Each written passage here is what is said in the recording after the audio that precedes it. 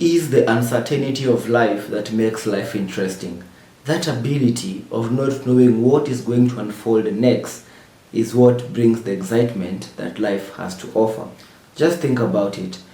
If you had the opportunity, if you had the ability to actually perceive of what was going to happen next, then you won't be excited at all because you already know what is going to unfold.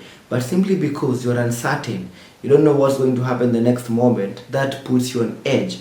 And that is why sometimes when you actually have big goals, when you actually have big ambitions, sometimes you feel the weighing you down because you've been putting on the work, you've been doing everything right, you've been trying to be so much consistent, but you're not seeing the progress. You're not seeing the results to the work that you've been putting. So you're like uncertain. You're like, should I continue to do more?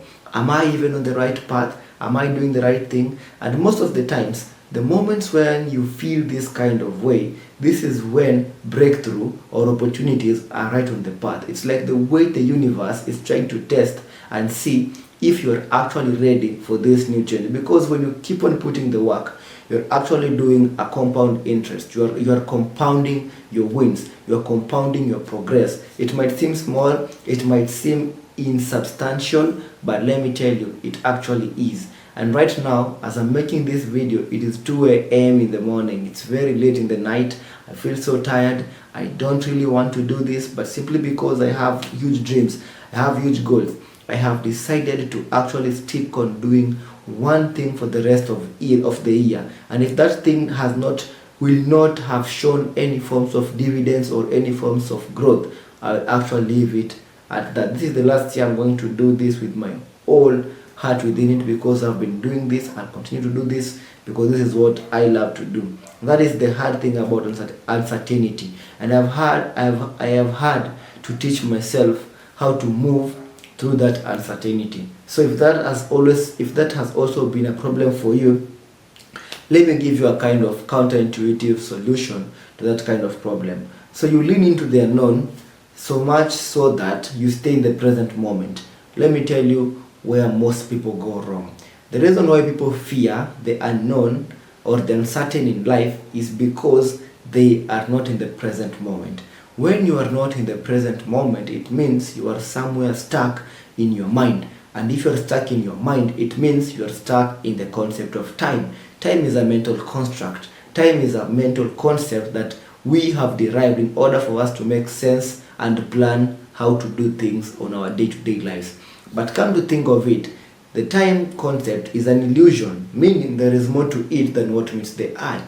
So in real sense, time as in past, future and present moment is an illusion, because the only time that exists is the present moment. So the moment you are present, it means you're detached from your mind, you're not attached to the mental stream of thoughts, because most of us have learned since our childhood to derive our sense of identity from our own mind. So based on what we experienced when we were young, if someone said something negative to you and then you internalized and accepted that as being truth, it becomes a part of your own truth. And that's why it is parents are supposed to be very, very selective and very, very careful with what they instill on their kids. Because as a parent, whatever you tell your child, the child accepts that as being truth. And that is how people transfer generational traumas, generational curses from generation to generation. Because the same way that you were raised, you end up raising your child the same way. You yell at them, you disappoint them, you make them seek your own approval, you make them feel as if they're inadequate. And they end up carrying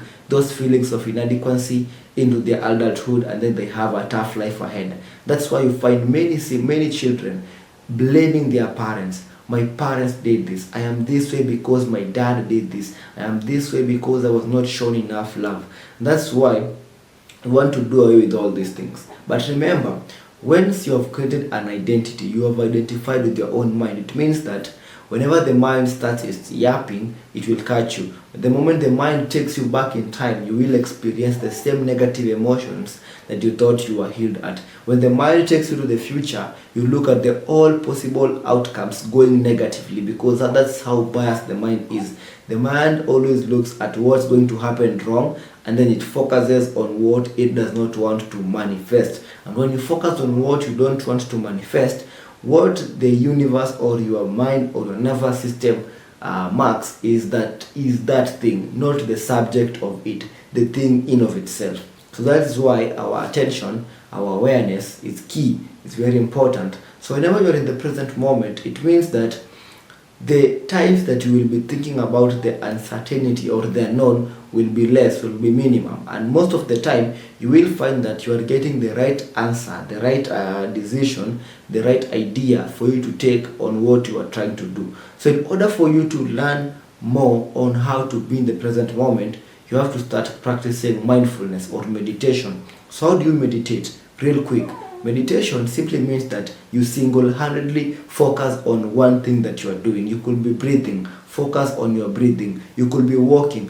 focus on the sensations that you are feeling. What do you see? What do you feel? What do you taste? What can you hear? Simply to meditate is to be mindful, is to be in the present moment. And you do that in two ways. You single-handedly focus on one thing, or you inhabit the body by being in your senses. Being in your senses, this means that no stimuli passes before you without you analyzing and detecting it. It means you are actually seeing and being able to see.